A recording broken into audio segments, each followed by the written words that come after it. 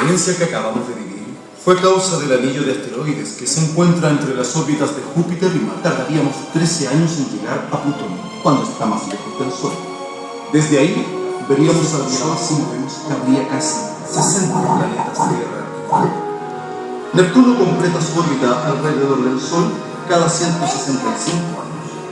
Tercer destino espacial, Urano. Temperatura promedio, 210 grados Celsius bajo cero.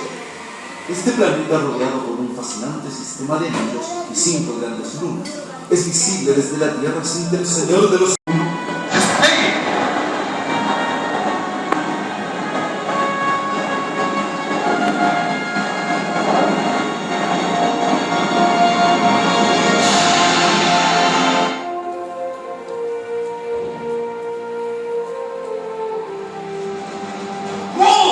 ¡Cuidado con los asteroides! Hemos perdido el control. No alcanzamos a esquivar el anillo. Afírmense y mantengan la calma.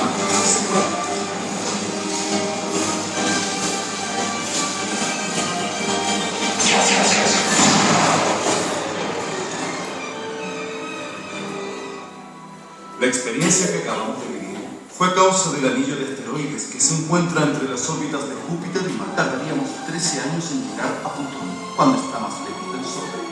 Desde ahí, veríamos al Sol si movemos que habría casi 60 planetas Tierra.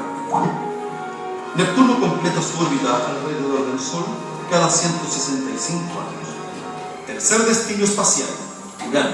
Temperatura promedio, 210 grados Celsius bajo cero.